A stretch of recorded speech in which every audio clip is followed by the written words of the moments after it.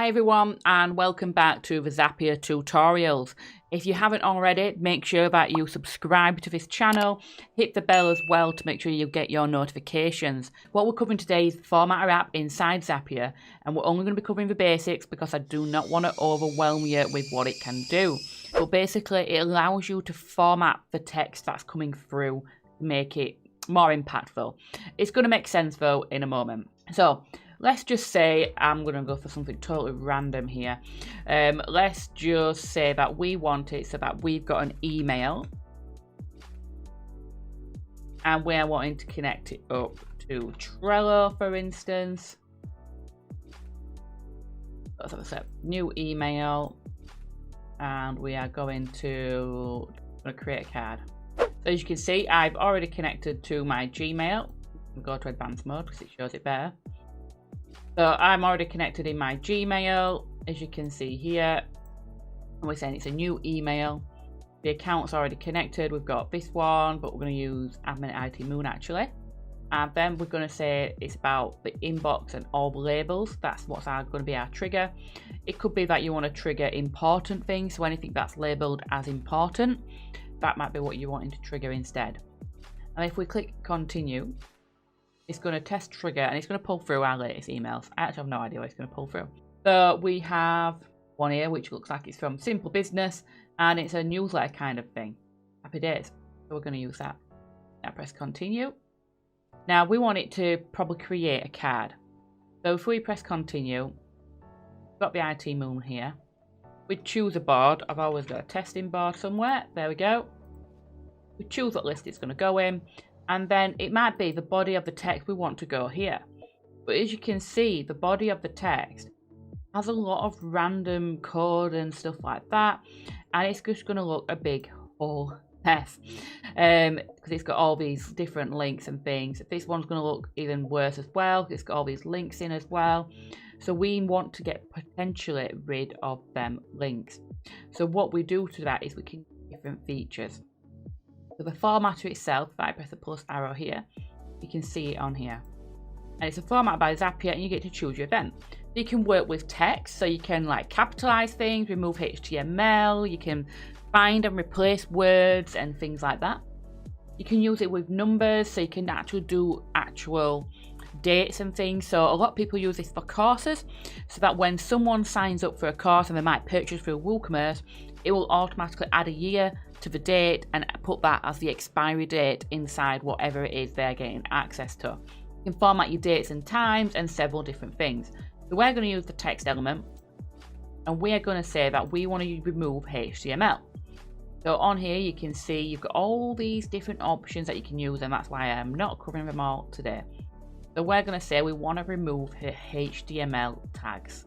And all we need to do is put in here the actual thing. So let's just say the body HTML and press continue. And then what that's going to do is output it differently. So if we press test and review, now there is literally no HTML in here. It is literally just the text. So it's got rid of it all for us. So it's making it a lot more understandable and readable.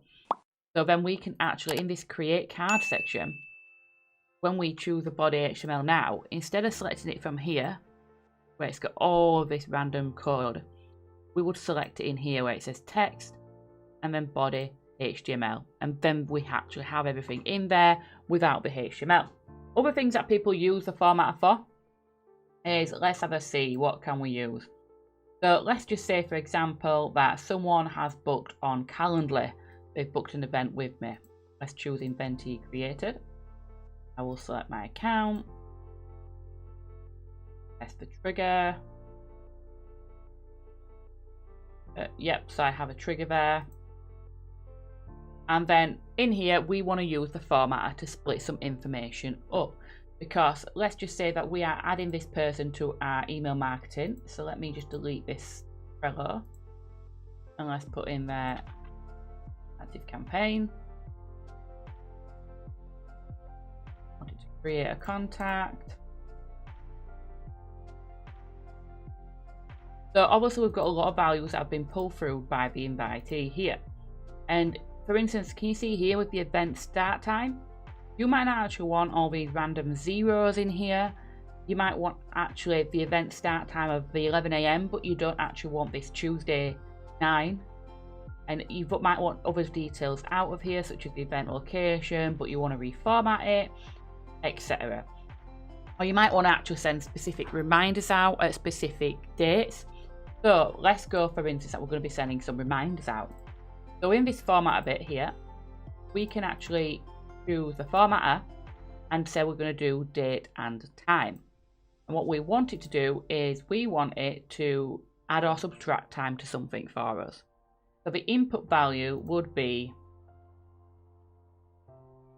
the event start time we want. So we've got the event start time here. So 11 o'clock. And what we want it to do is, as you can see here, you can put expressions in. So we might want that to pull through something, saying -2 days.